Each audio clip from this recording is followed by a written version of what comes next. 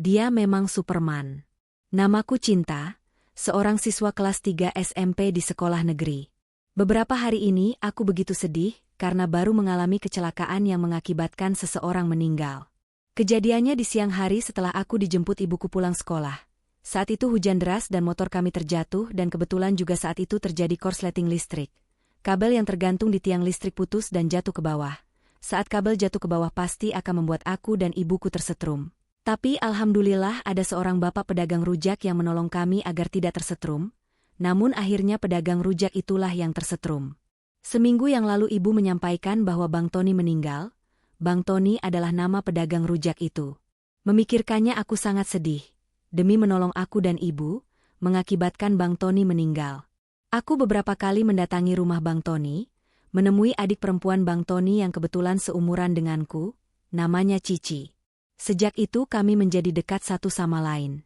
Cici kemarin bercerita kepadaku bahwa sebelum meninggal Bang Tony bercerita kepadanya kalau ia masih punya satu hutang yang belum dia bayar, yaitu melakukan kebaikan kepada orang lain, karena sebelum menjadi pedagang rujak Bang Tony bercerita pernah melakukan pencurian di suatu tempat dan hampir dikeroyok massa. Kemudian ia berlindung di dalam sebuah masjid dan ditolong seorang marbot, dan alhamdulillah ia selamat sedangkan temannya meninggal dikeroyok massa. Marbot itu berpesan agar Bang Tony melakukan satu kebaikan kepada orang lain, karena marbot itu pun melakukan itu karena membayar kebaikan yang ia terima dari orang lain. Sejak saat itu Bang Tony taubat dan menjadi penjual rujak dari uang yang diberikan marbot itu, katanya modal memulai hidup baru. Sudah 3 bulan berjualan rujak Bang Tony belum sekalipun bisa melakukan kebaikan untuk membalas kebaikan yang ia terima. Tapi ternyata Bang Tony bisa melakukan satu kebaikan juga yaitu menolong aku dan ibuku. Jujur saat kami melayat ke rumah Bang Tony, aku masih mengingat Bang Tony meninggal dengan wajah ternyum, sangat berseri, merinding kalau mengingatnya. Kemudian aku mendatangi Bapak Marbot tersebut bersama dengan Lira sahabat baikku di kelas. Nama Bapak Marbot tersebut adalah Pak Saiful. Pak Saiful menceritakan kalau sebelumnya ia menerima kebaikan dari seorang tukang ojek online, namanya Pak Reza. Pak Saiful bercerita kalau malam hari itu saat dia sedang berjualan minuman jahe dia akan dirampok oleh perampok di pinggir jalan, dan kemudian ditolong oleh Pak Reza. Pak Saiful pun selamat dari perampokan tersebut. Jika tidak ditolong oleh Pak Reza, pasti Pak Saiful sudah mati hendak ditusuk oleh salah satu perampok tersebut. Setelah selesai menolong Pak Saiful, Pak Reza pun menyampaikan hal yang sama kepada Pak Saiful, agar juga melakukan satu kebaikan kepada orang lain. Dari cerita Pak Saiful, aku semakin penasaran menyusuri rantai kebaikan ini. Kemudian aku meminta nomor HP Pak Reza kepada Pak Saiful, dan segera menghubungi Pak Reza untuk bertemu. Beberapa hari kemudian aku bertemu dengan Pak Reza. Pak Reza membenarkan apa yang Pak Saiful ceritakan, dan ia pun menjelaskan bahwa ia melakukan itu sama karena sebelumnya ia mendapat kebaikan dari seorang anak laki-laki. Anak itu mendonorkan ginjalnya untuk anak Pak Saiful yang mengalami gagal ginjal dan membutuhkan donor. Pak Saiful menceritakan kisah donor ginjal itu lebih banyak, dan kesimpulannya ia diminta oleh orang tua anak itu agar melakukan satu kebaikan untuk anaknya yang bernama Dodo, karena ini pesan Dodo kepadanya ibunya tersebut, dan agar selalu mendoakan anaknya tersebut. Kemudian Pak Reza pun menceritakan kejadiannya menolong Pak Saiful, dan meminta Pak Saiful untuk melakukan satu kebaikan. Setelah mendengar cerita Pak Reza, aku ingin mendatangi rumah Dodo, aku ingin tahu siapa dia. Aku pun meminta Pak Reza nomor telepon orang tua Dodo, dan alhamdulillah Pak Reza punya nomor tersebut. Aku mengirim pesan WhatsApp ke orang tua Dodo, dan menjelaskan peristiwa kecelakaanku sampai aku bertemu Pak Reza, dan meminta izin untuk datang ke rumahnya. Orang tua Dodo membalas dengan antusias dan mempersilahkan aku datang ke rumahnya. Hari Sabtu aku datang bersama Lira ke rumah Dodo. Ibunya memperkenalkan diri bernama Windy kalau dilihat dari profil WhatsApp-nya masih muda seperti ibuku. Setelah kami sampai di rumah Bu Windy, kami mengobrol di ruang tamunya yang sangat besar, rumah orang kaya kataku dalam hati.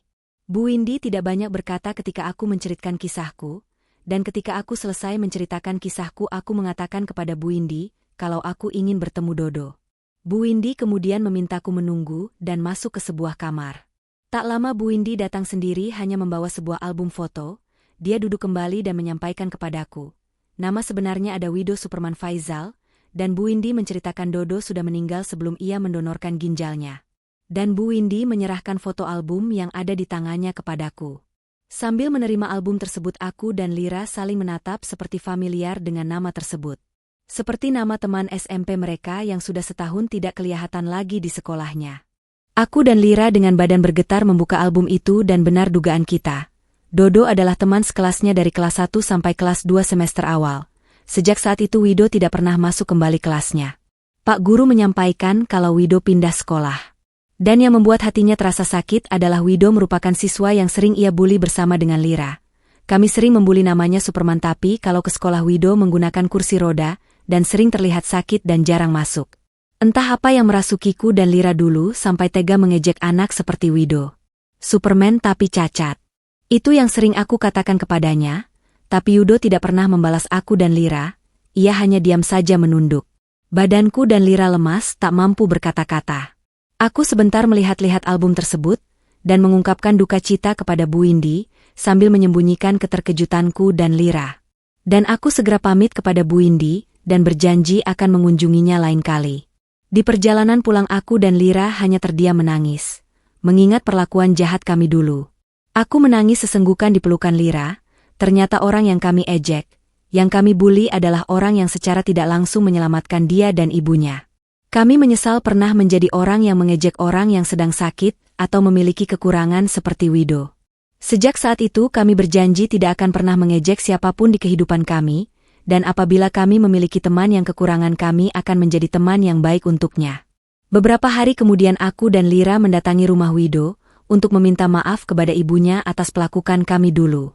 Ibu Windy hanya tersenyum dan membelai rambutku, katanya tidak apa-apa. Yang penting sekarang aku sudah memahami kesalahanku. Selamat jalan Wido, pahlawan buat aku, ibu dan orang-orang lainnya. Namanya cocok dengan apa yang telah ia lakukan. Dodo is Superman. Aku dan Lira berjanji tidak akan pernah lagi memandang orang lain dengan tidak baik. Aku akan berteman dengan siapapun dan menolong siapapun yang membutuhkan sesuai dengan kemampuanku. Terima kasih Tuhan atas kesempatan yang telah kau berikan untukku.